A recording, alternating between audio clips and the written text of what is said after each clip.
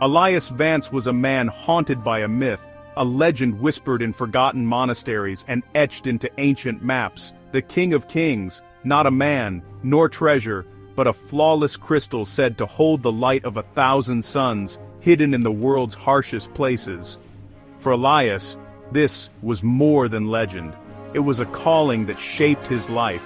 He sought not fame or fortune, but proof that wonder still existed beyond science and cynicism. As a cartographer, he turned cryptic texts into coordinates only he could decipher. The world saw him as a dreamer chasing shadows, but Elias was unmoved by their doubts. A single translated sentence about the crystal's glow ignited a fire that burned for 50 years. He packed his bags with the humility of a pilgrim, not the arrogance of a conqueror. On April 1, 1976, he left behind comfort and certainty for the wild unknown. He traded a promising career for biting winds, suffocating jungles, and profound solitude. He wasn't running from something, he was running towards something only he could hear. This was the start of a 50-year odyssey, one man against the vast, silent indifference of the planet. The hunt for the King of Kings had begun. The obsession began with his grandfather, a lifelong explorer whose study was a museum of geological wonders. He gave Elias a leather-bound journal, scribbled notes, cryptic drawings, and a challenge to continue the search for the King of Kings. That journal became Elias's true inheritance, a puzzle passed down through generations. His grandfather died before he could finish the quest, leaving Elias to honor his memory by continuing the hunt. The first clue, a riddle about a land where the sun bleeds into sand and mountains sleep under salt. Years of research turned this riddle into possible locations, narrowing the globe through libraries and archives. For Elias, the search was sacred, a duty to protect, not possess, the crystal. He saw himself as a guardian, not a treasure hunter. The value was in the crystal's existence, not its ownership. His quest was an act of devotion to the natural world and to the man who taught him to love it. The journey was as much about connection as discovery.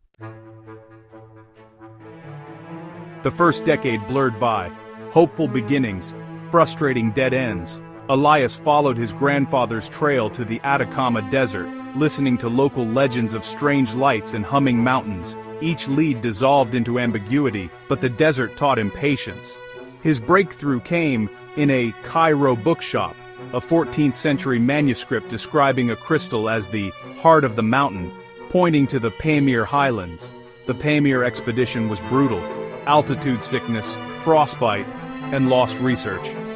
Yet, in a cave near a glacial moraine, he found carvings matching the Cairo drawing. The trail was cold, but real. This decade hardened him, teaching survival and respect for the challenge. The hunt was not a straight line, but a chaotic scribble across the world. Each failure was a lesson, each clue a reason to continue. The King of Kings was a worthy adversary.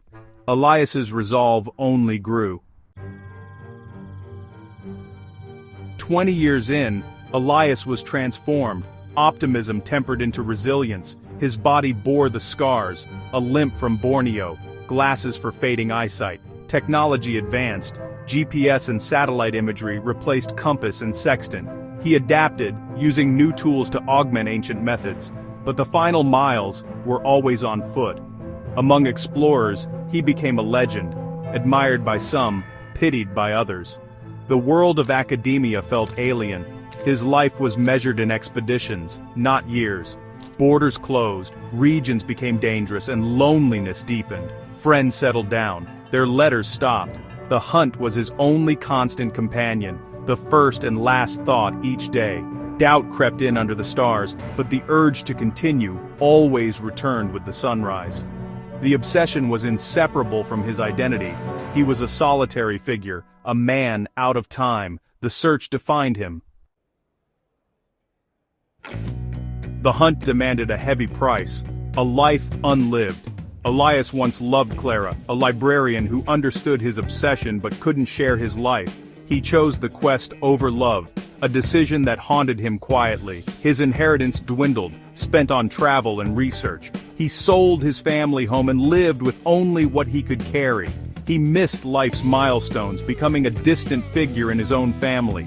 Setbacks were constant failed expeditions, hoaxes, and crushing despair. In low moments he retreated into his grandfather's journal, finding solace in the process, not hope. The act of searching became its own reward. The hunt was the structure that kept him whole. The price was steep, but he paid it willingly.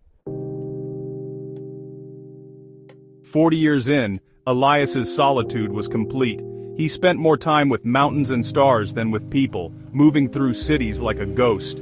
Human interaction felt loud and complicated. The landscape was his true companion. He debated routes and celebrated discoveries with himself, the only one who understood. His methods became intuitive, his senses attuned to the wild. He could read the land, predict weather, and taste minerals in a stream. He was no longer a visitor, but a resident of the wilderness. This connection came at the cost of his ties to humanity. He was awkward in society, his concerns alien to most. Solitude was both his strength and sacrifice, the price of seeking the King of Kings. The final chapter began not in the wild, but in a university's digital archives. In his 50th year of searching, Elias found a 19th century account of a canyon in the Karakoram Range, a stone that weeps light, revealed after a 100-year flood. The clues from his life all pointed here.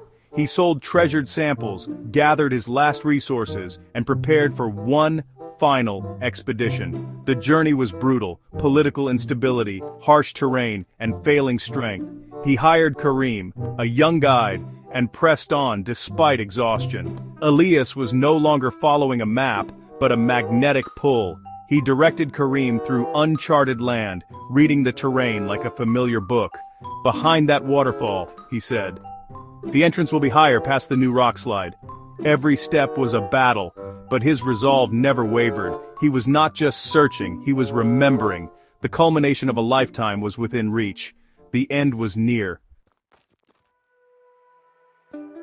They found the entrance exactly where Elias predicted, hidden behind petrified rock, nearly invisible. The air was ancient, the cave a winding passage glowing with phosphorescent minerals. Elias moved with reverence, each step a prayer.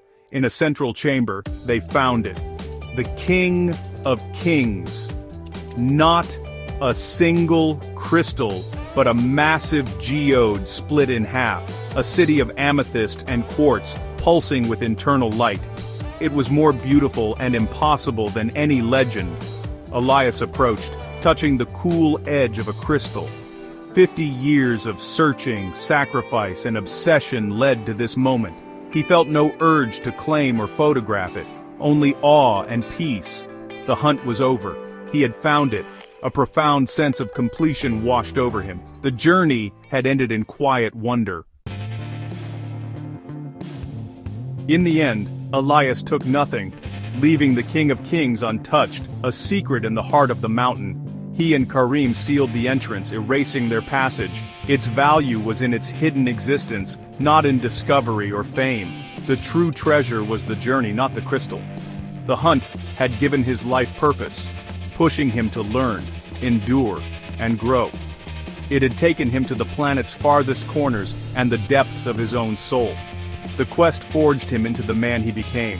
The sacrifices were choices, not losses, a different kind of wealth.